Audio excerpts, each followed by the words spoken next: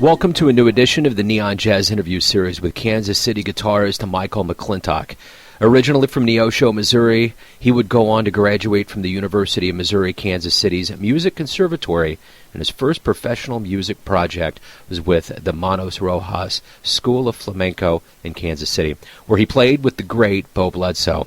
Over the years, he is best known for his band Cubanisms, and he's been nominated by The Pitch as the best musician in KC in 2018 and 19. He's got a great story and history. Enjoy. Hey, thanks for taking a minute out. Absolutely. Thanks for having me. You bet. So let's start off here with what's going on with you and how the world's waking up right now with COVID. How are you doing with everything? Better every day. We kind of had to put everything on hold.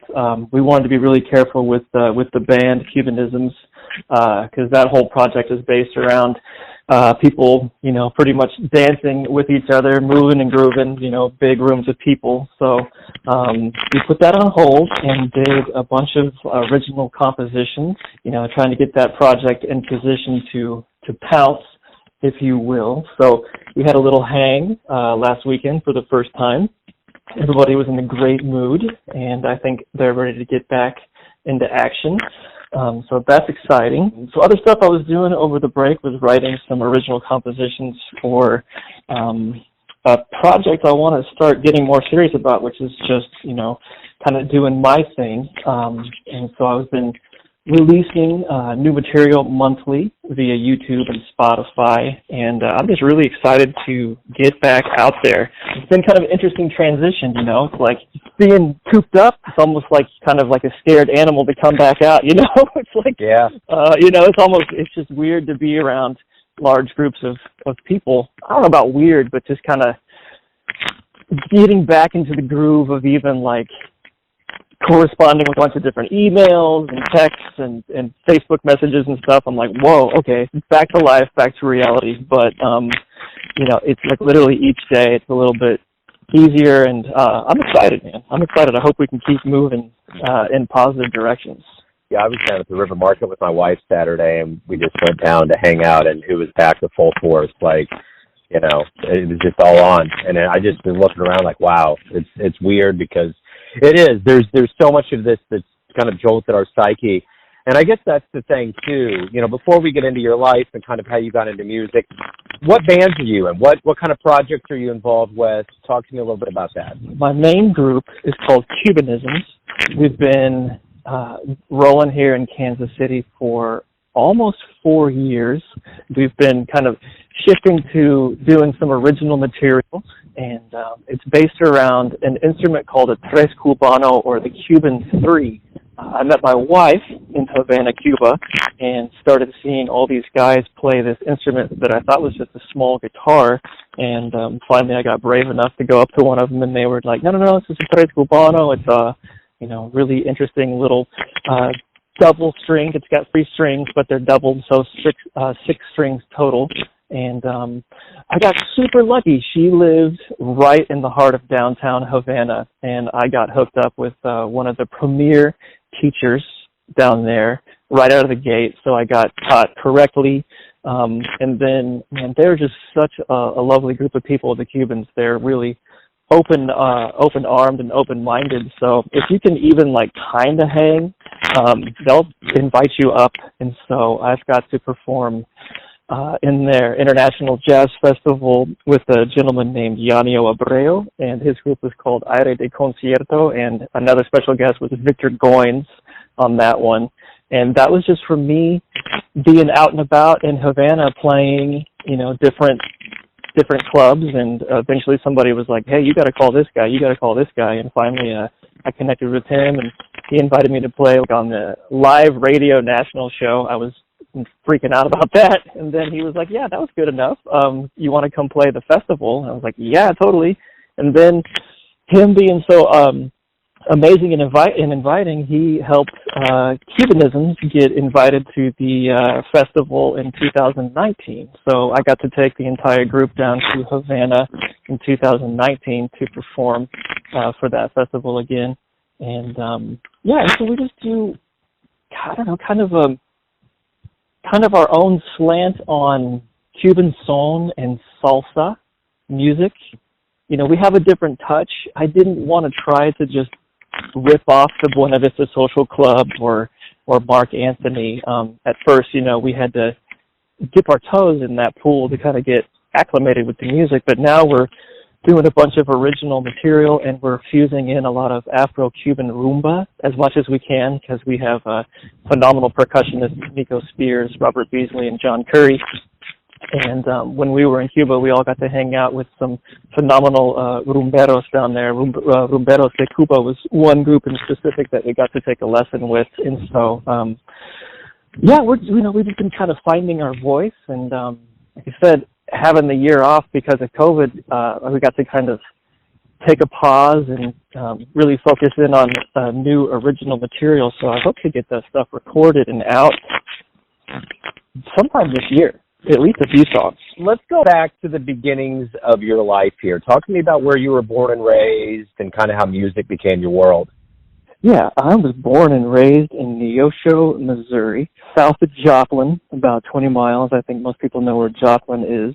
My Uncle Mark taught me how to play guitar in 8th grade. I was definitely not an athlete. I gave it the old try, as most kids do, and that wasn't my thing for sure. And school was always fine, but I didn't really excel super hard at, you know, any one specific subject. And so he started showing me guitar about the age of 13, and it just clicked. It made a ton of sense, and he would teach me pretty much anything I wanted. And so we started off with a little rock and roll and some blues, you know, kind of the essential stuff. I was huge into Led Zeppelin and that kind of stuff. And he took me a really long way. And then I hooked up with a gentleman named Joe Leiter, who was the classical guitar professor in Joplin. And he got me ready to try out UMKC in 2002. And I got really lucky, got accepted, and was studying classical guitar at UMKC from '02 to '06. And in the meantime, I couldn't help but notice the amazing talents of the jazz program.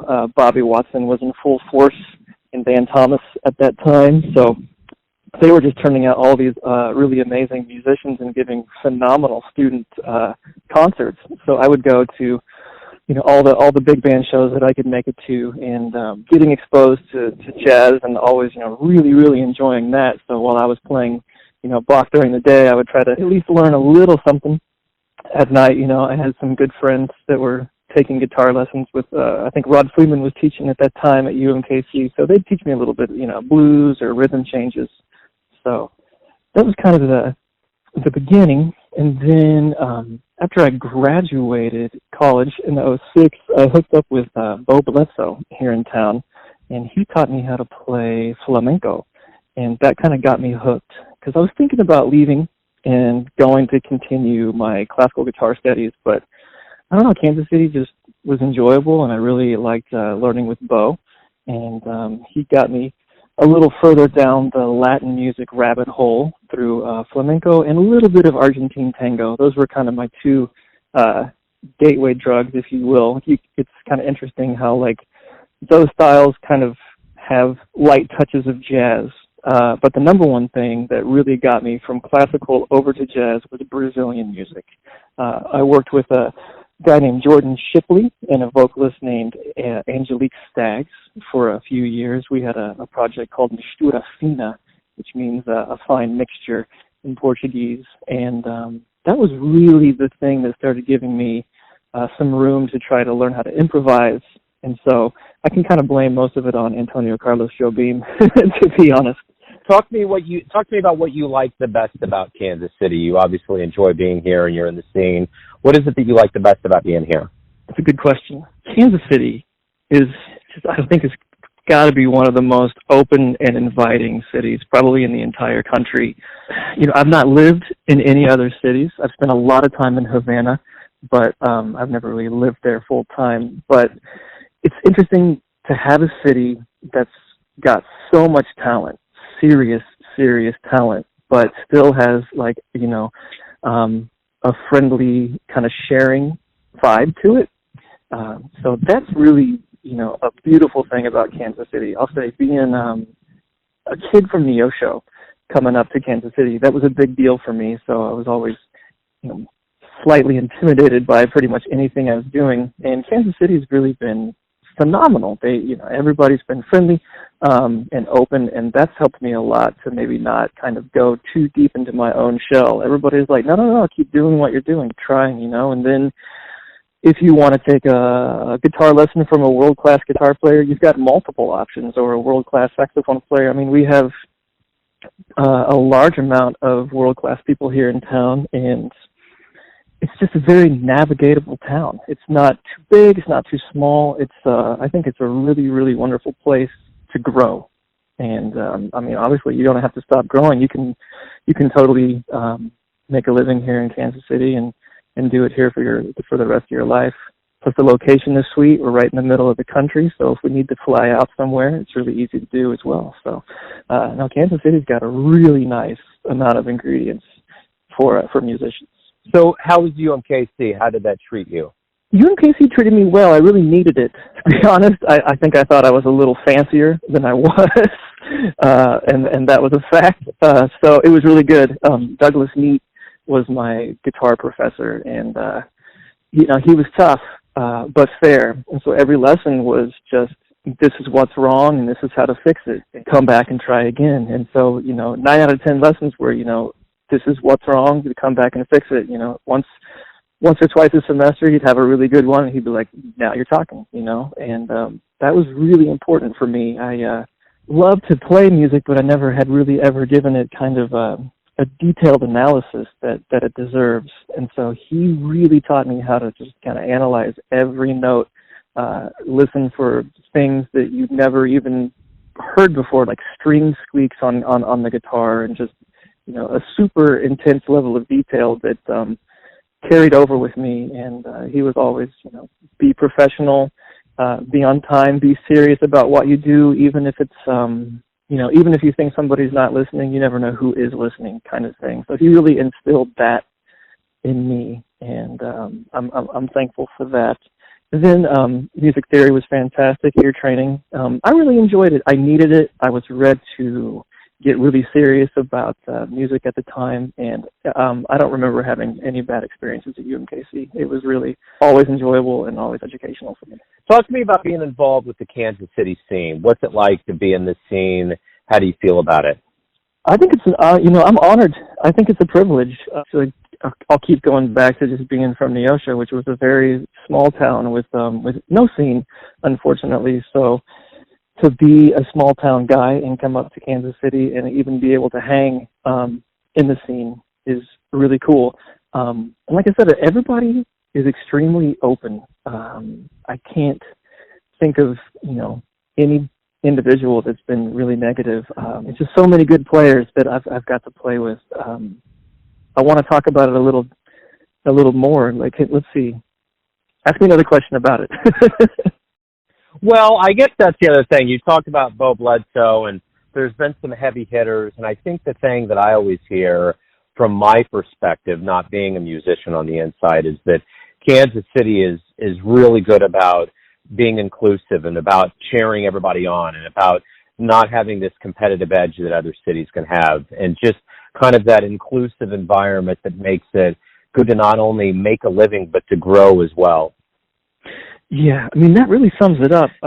And like I said, I'd wish I'd had, some time living in maybe New York or L.A., even Nashville, to be able to comment more about it. But I don't think it's par for the course for a city to be so open with so much talent. And, maybe that's because we have so many supporters of the arts here. Jazz is not the most popular style of music, that, and the fact that we have so many venues that give us a chance to perform our craft is phenomenal. Because I'm sure there's quite a few cities out there that maybe only have 1 or 2, maybe 3 jazz clubs. And so if you could imagine having as many musicians as we do and only having that many clubs, I'm sure the vibe would be different. But the fact that we have, I don't even know, 15, 20 places going that we can all go out and perform, I think that really helps a lot. And I think that has to say something about the city itself. To try to talk a little bit about Kansas City besides just the musicians. Obviously, there's a fan base. Obviously there's a fan base, and there's also restaurant and club owners that like the music as well and want to support the artists.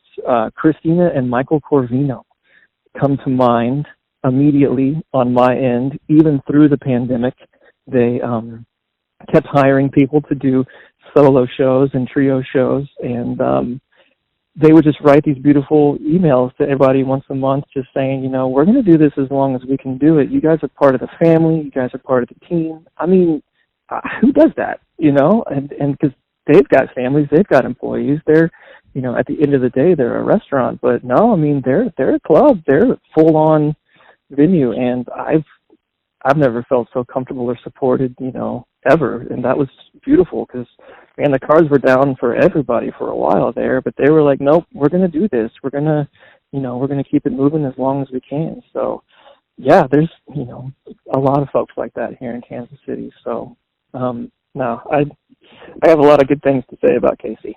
So you've been nominated as, a best musician and band through Pitch Weekly, and you've been the Cuban, you've performed, you've done so many things up to this point in your career. What are you proudest of? What's been the biggest growth thing that's happened for you, whether it's something you did or some kind of recognition you've received? What maybe surprised you the most that made you grow the most? Being nominated Best Musician in Kansas City twice was pretty flattering. And definitely acquaintances with most of the other people that were on those lists. Calvin Arsenia and I were part of Artist Inc., and I know him fairly well. And being nominated up next to him was a major honor because I think Calvin is phenomenal. He's plays the harp, plays the guitar, plays all kinds of instruments, but not to mention has a phenomenal voice. And so that was very, very flattering. I didn't expect that because I'm an instrumentalist and a guitar player, and there's, there's so many amazing guitar players in this town. Rod Freeman, Danny Embry, Matt Otto, Adam Beau Bledsoe, the list, I could go on and name 20 guys in town who are just absolutely killing. So that was really, really flattering. But being able to perform in Havana with the first time around, being able to perform in the Jazz Plaza International Festival with Yanio Abreu and Victor Goines was huge. We played in the Teatro Nacional, the National Theater, and we were in the smaller room because in the larger room, Chucho Valdez was performing. So that was, really, really cool. That was, it kind of felt like one step away from, all the way up there, because for me, Chucho Valdez is just an absolute legend, Cuban piano player, jazz musician. He's, all around. He was Ira Quere and just all kinds of amazing projects for ever and ever. So that was huge. And then, of course, being invited back to bring Cubanisms was, phenomenal. We did a little bit of fundraising here in Kansas City, and so just to go back and give a round of applause to the city one more time, we were able to raise enough money to take care of some plane tickets, and we wouldn't have been able to do it without the support of KC. So those were big, those were really big. The pitch nominations were absolutely flattering, and I really appreciate that. And then, the two performances in the Jazz Plaza International Festival were also pretty major moments for me. That it was a big time of self-reflection for a lot of people, and people learn things about themselves maybe they didn't realize before. What did you learn about yourself? What did you realize maybe that was either new or it sunk in a different way because you had this pause? I had absolutely zero original compositions. That's not true. I had at that before the pandemic, I had written 3 original compositions for Cubanisms, and they were really enjoyable to compose. I composed the music, and my wife, she's a poet and a really nice lyricist, and she helped me with the lyrics.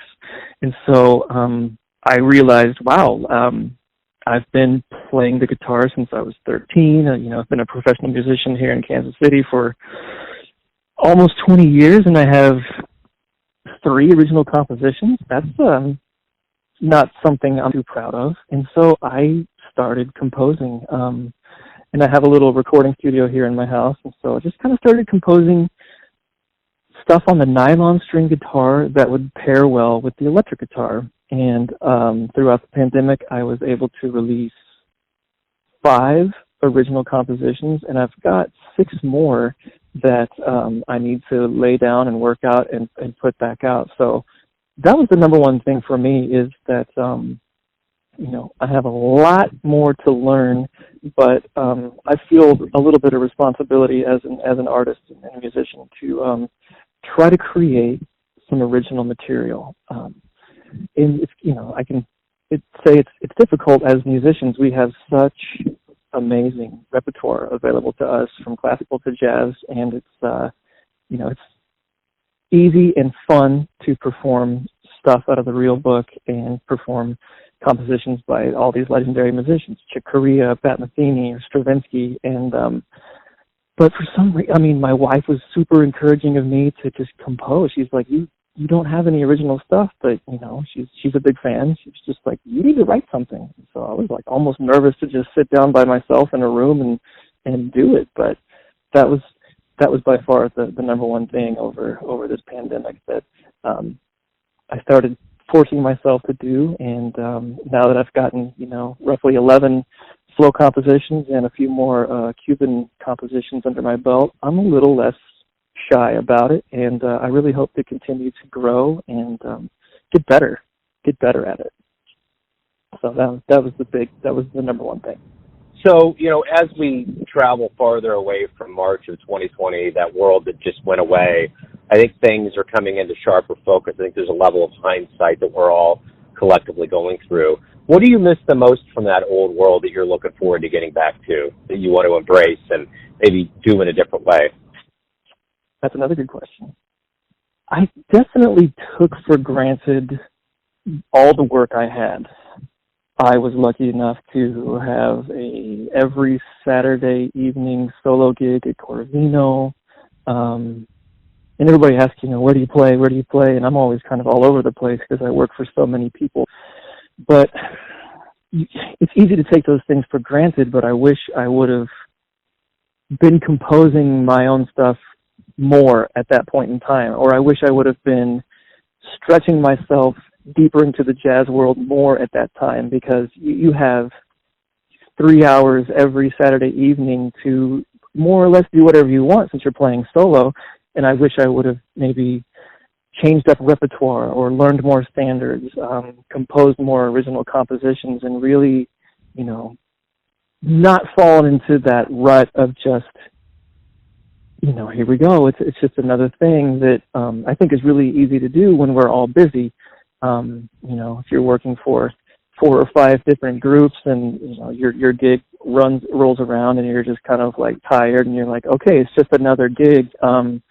Well, after we were all thoroughly gigless for a very long time, it's kind of like, you know what? No, it's not another gig. No matter how in the back or how in the front I am, I want to get back out there and just be grateful to have a gig, but to be able to make music and just kind of focus, a little deeper on any one of those performances, whether it's a little miniature festival or playing at a restaurant or whatever. It's a privilege to be able to play music for people. It's definitely a privilege to be able to make a living to perform music for people, and so something along those lines is just, no matter what it is, just try to, be a little bit more aware of it, a little bit more grateful and thankful to have what we have, especially here in Kansas City, because we have a lot of places where we can play. And so, just, thankful and just trying to take it seriously. Every chance we get to play is a gift, and I think, just trying to really take care of it. That's the thing. So if a jazz DeLorean pulls up in front of your house when we get off the phone, and you can get in and go anywhere in the history of time and see a jazz performance, where are you going to go? Who are you going to see? And possibly who would you want to talk to afterwards? Ooh. That's it. All right. Okay, so I don't know, maybe I won't have the coolest answer of all time, but I would probably go back to around 2004, 2005, 2006, and follow around a guitar player by the name of Kurt Rosenwinkel. He is one of my favorite musicians, not just guitar players, and he was working a lot with Joshua Redman, Brian Blade, Brad Meldau, during that time period, and he was composing some phenomenal original music, and anytime they would do a cover, it would be some really awesome arrangement. And get to see those guys work, you know, around New York in that time period, I think I would do that. I honestly I'm drawn to more of a modern jazz style. I'm a big fan of Pat Metheny. From the 80s on for sure, and then like I said, Kurt Rosenwinkel from, you know, the early to mid 2000s all the way on. He's still, you know, doing his thing and killing it. But yeah, that group of musicians for me was just, I mean, they're still around doing their thing, but I'm really drawn to them. Yeah, Brad Meldau, Joshua Redman, Kurt Rosenwinkel, Brian Blade, all the people that were, you know, Jonathan Kreisberg was also, you know, functioning in New York. I think that was like a real resurgence for me of jazz, and I think things started making a noticeable change too. I don't know, I kind of felt like some of the outside influences were really intriguing on those guys as well, because they would take Radiohead, for example, and just cover a Radiohead tune but make it insane. You know, it's like, whoa. Yeah. You know, yeah, so I think I'd probably like to go back and just hang out and see those guys work. So why do you love jazz? It's kind of a masochistic answer, because it's never ending. It's, you know, you think you're beginning to stumble upon something that you're like, oh yeah, I'm kind of maybe getting this, and then you listen to any of the greats and you're like, nope, not even close. You know, it's just an endless sea of information and style and beauty that, for me, I'm going to definitely have to spend the rest of my life, and I had another one after that one, to even understand half of it. And I like that. I like pursuing knowledge. I like struggling, you know. I don't love struggling because it scares me, but at the same time, you know, I think it's just kind of part of life. And so, yeah, for me, jazz is definitely just kind of that endless thing. We could play the same song every night for the rest of our lives, and it could be different in some way, shape, or form. You know, we're never going to play the exact same solo. And if we're always trying to, you know, continue to educate ourselves, then we're definitely not going to play the exact same solo. And so it's one of those things that sometimes I even get really depressed thinking about it, you know, because I feel like I'm stagnating. You know, I'm sitting here in a rut, but it's 2021, and the easiest thing is to get online, and you can go on YouTube and get on there for free and look up a lesson from somebody who's famous or not famous, but amazing, and just immediately, you know, stretch out. And so that's what I like about jazz. It's just an endless world of interpretation, and you know, just the improvisational aspect of it is really, really rewarding. And it's not as stressful as maybe trying to play a Bach composition from A to Z perfectly. That for me was always more stressful, you know, and a very deep mental challenge. But I find, you know, improvising to be a slightly more comfortable space, equally as challenging or more, because you're trying your best to create a composition on the spot. But I don't know, for some reason I just find it to be a very comfortable zone, you know, and that could be part of being here in Kansas City too, because everybody's so lovely, you know. But at the same time, everybody here is also amazing. So you know when you hear somebody else take a solo and you're just like, oh my God, that's really good. Go back to work, you know, go back to work and keep trying. Yesterday we had a rehearsal, and I got to play with Rich Wheeler, local saxophone player, monster, and just listening to him navigate a tune that maybe he's never even played before. It already sounds, better than what I can do. And I'm like, man, go home and practice, keep it going. That's what I like about it. Yeah, I saw Rich on 9/11 in a little. It was one of the Jackie Myers shows. We were underground, and that horn ricocheted off that concrete, and it was the 9/11 10-year. It was post-apocalyptic. We're in the middle of a pandemic. It was like all I needed was like David Bowie and Mad Max to come out, just start it up. Yeah, man. Yeah. And jazz sometimes has that energy. Sometimes it's a really cool vessel. And you can do so many things with it. And yeah, it has the potential of being some of the most intense stuff you've ever heard. I mean, listen to some of the John Coltrane stuff. It's like, whew, it's deep. You can take it so far, if you have the ability to, if you have the heart and the energy and the mind, if you're gifted with all that, you can really take it to the moon and back. Without a doubt. The one thing too, going to UMKC, especially before the pandemic, this was a place that was a destination.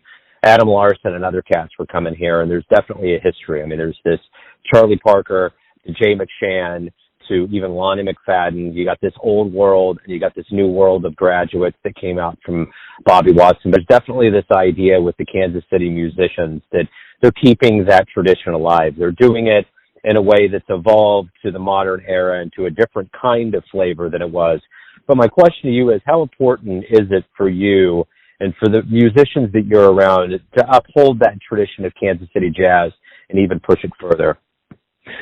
You're talking to a really interesting guy about that, because I really don't consider myself a jazz musician. I have so many holes in my knowledge and expertise of it. I really, really love improvisation, but if we wanted to call a handful of Charlie Parker tunes on a gig, you would be able to tell pretty quick. It's like, Michael's got a whole different slant on it. But that being said, the older I get, the more I'm coming back to realizing it's like, no, this tradition is extremely important, okay? Because it's like stepping stones. You need to be able to navigate, point A before you can really understand and start navigating point B, point C. So the older I get, the more I realize it's like, no, I need to go back and just really focus on 12-bar blues, because, it's one of those jokes like Charlie Parker played a gig in New York and 85 guys got up to play, and he's like, no, let's play the blues and be natural. And like, everybody got off the stage, And so it's like, I would be one of those guys that probably would have to get off the stage. And being from Kansas City, that's embarrassing, even though I didn't go to UMKC to study jazz, just being from Kansas City alone, being amongst all the people that I really admire, that's something that, recently I've really wanted to shore up. And so, no, the tradition is crucial. It's a deep, wonderful tradition, and nothing should be overlooked. I understand why you can go to college for it. I completely get it, because, if somebody were to say, let's play a rhythm change in any other key but B flat, my face would turn red. And that's another deep part of the tradition that goes all the way back to Gershwin. But Charlie Parker has tons of rhythm changes, tons of blues tunes, and they're all fantastic, and most of them burning. And so, what the guys are doing to keep that tradition alive is absolutely crucial to the art form. I mean, you really need to know, like I said, all the stepping stones that go into it, all the ingredients that go into the stew. So. It's absolutely crucial, and I want to do my part to uphold that tradition, but I kind of want to do it, in my own little way. And I think we're always still, individually trying to find out what that is. But, for me, it may be adapting a rhythm changes to a Cuban rumba, like a Matanza style Cuban rumba groove. Something a little different. I always kind of like to put my own little twists. I have such a Latin music draw to me, but And that tradition is huge. It's very important. So my final question to you is this. Everyone has their perception or their interpretation of who they think you are, your family, your friends, your fans, but ultimately you're the one that's living your life. Who do you think you are? Wow. Man, you got some good questions. Thank you. At this point in time, I'm still going to, without a doubt, say I'm a student. I've just been so lucky to have access to good education and learning, and it's a student of the game, whether the game is classical or flamenco or Brazilian music. At the end of the day, I consider myself a student, and I'm not ashamed of that because I think I always want to be a student, because traveling to Cuba every year for a few months at a time and learning, how to play Tres Cubano from the source, it's one of the most enjoyable, enriching things I've ever done. And, maybe I've gotten lucky and have met the exact, right people for that, and they've all been sweet. But I have such a interest in Brazilian music, and I have a really large amount of beautiful Brazilian friends here in Kansas City. I'd love to go down to Brazil with some of them and just go to Rio or go to Bahia and take the guitar and just sit and learn. I mean, it's just so much fun for, in Cuba, the first thing they do is put on coffee, espresso, strong, and then talk for like 20 minutes, chill out, relax, and then they just, they go to work and just like, here you go, and you just get out your video camera, man. 2 hours later, you're just swimming in you're like, oh my God. I love that. I love getting beat up on stage. It's a little embarrassing, but at the same time, it's like, I always look at that like, back to the drawing board, man. Let me go home and go practice. So the same thing with my compositions now. It's like, I want to write, some stuff that I show to the band or some other people, and they're just like, that's not good. That's really not very good. It's like, okay, maybe give me a couple of tips on how to improve it, and then I go home and, make it better. I don't know. I like that. I think it's an enriching experience, and I would just consider myself, just a student of music. Beautiful. Michael, thank you for taking a minute out.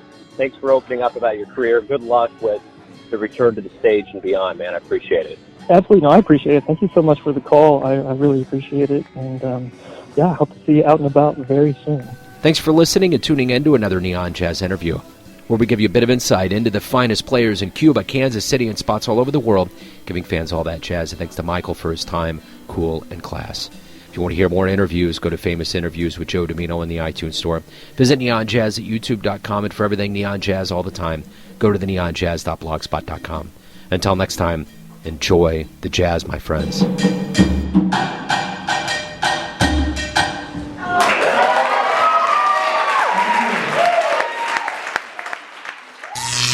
Neon Jazz.